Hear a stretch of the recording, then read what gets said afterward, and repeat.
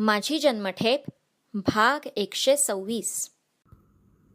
हा भाग आपले वडील पुरुषोत्तम नीलकंठ देशपांडे यांच्या स्मरणार्थ श्री मकरंद देशपांडे, कोथरूड, पुणे यांनी प्रायोजित केला आहे. याच संधीस राजबंदीवानांना क्षुब्ध करून सोडणारी आणखी एक दुर्घटना घडली. अशी तर 1-2 राजबंद्यांची भांडणे आणि कामाच्या तुरळक आणि व्यक्तिशः इन्कारी नेहमीच चाललेल्या असत, आणि अधिकाऱ्यांची अगदी मऊ पाहिले की पुन्हा कोपराने खणायची सवय आम्हास माहीत असल्याने आम्ही अशा प्रत्येक तुरळक व आंशिक अन्यायाचाही प्रतिकार करण्यास उत्तेजन देणे आपले कर्तव्यच समजत होतो. उदाहरणार्थ, छिलका सर्व राजबंदीवानांकडून 1.5 पाऊंड घेण्याचा प्रघात पडत असता 1-2 अल्पवयीन बंगाली राजबंदीवानांस निवडून त्यांच्यापासून मात्र 2 पाऊंड घेण्याचा प्रयत्न अधिकाऱ्यांनी करताच आणि त्यांनी त्याप्रमाणे काम न केल्याने शिक्षा देत देत अंती वेत मारू म्हणून धाक घालताच राजबंदीवानांच्या सार्वत्रिक संपाची भीती अधिकाऱ्यांना घालण्यात आली. तेव्हा शेवटी त्यास नावापुरते 2 पाऊंड लिहून तो करू शकेल तितकाच छिलका त्याच्यापासून करून घेण्याचे अधिकाऱ्यांना मान्य करावे लागले.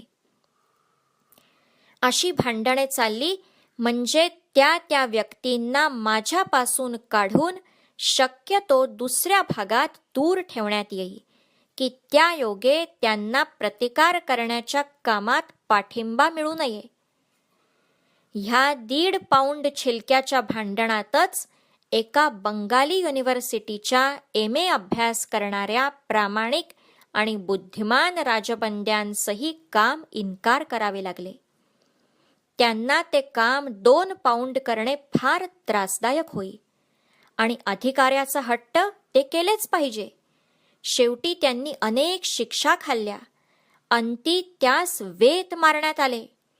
राजबंद्यास वेत मारण्याची क्रूर शिक्षा केवळ त्यास कठीण परिश्रमाची कामे इतर जन्माभ्यासी श्रमजीवी कामकर्यांप्रमाणे करता येत नव्हती म्हणून देण्यास कमी न करण्यात अधिकाऱ्यांचा जितका तिरस्कार्य हट्ट दिसून आला, तितकाच त्या MA पर्यंत शिकलेल्या उच्च शिक्षित बंगाली तरुणाचा ते वेत शांतपणे एकही चीत्कार मुखातून निघू न देता सहन करण्यात एक अनुकरणीय सात्विक निश्चय आणि धैर्यशाली तितिक्षाही सहनशक्तीही दिसून आली.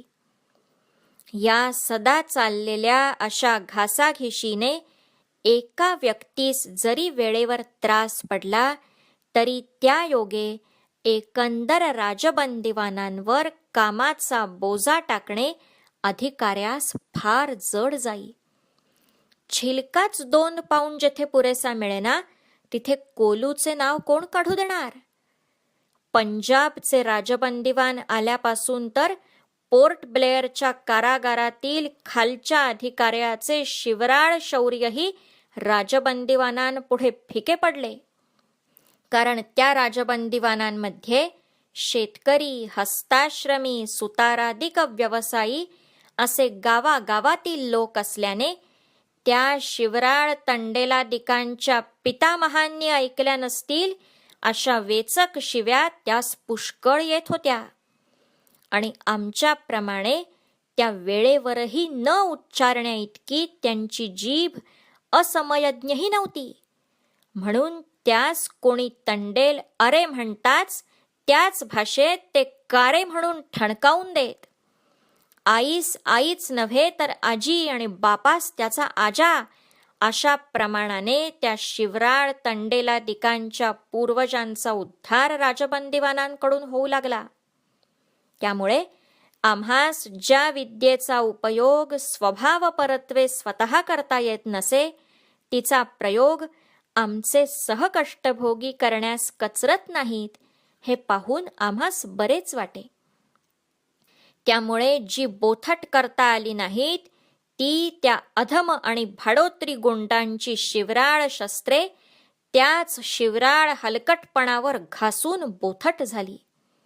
हे सांगणे न लगेच की स्वदेशाकरिता कोणीही तथाकथित सुशिक्षिताहून ज्यांचा स्वार्थ त्याग कमी नव्हता आणि प्रामाणिक सच्छीलतेत जे कोणाही तथाकथित नागरिकाहून हीन नव्हते, अशा त्या आमच्या अशिक्षित गावकरी राजबंदीवानांकडून कोणाही बंदिवानास निष्कारण शिवीगाळ वा पीडा होण्याची भीती फारच थोडी असे. उलट त्या बंदिवानांसाठी त्या राजबंदिवानांनी प्रत्यही काही ना काही झुंज करीतच असावे.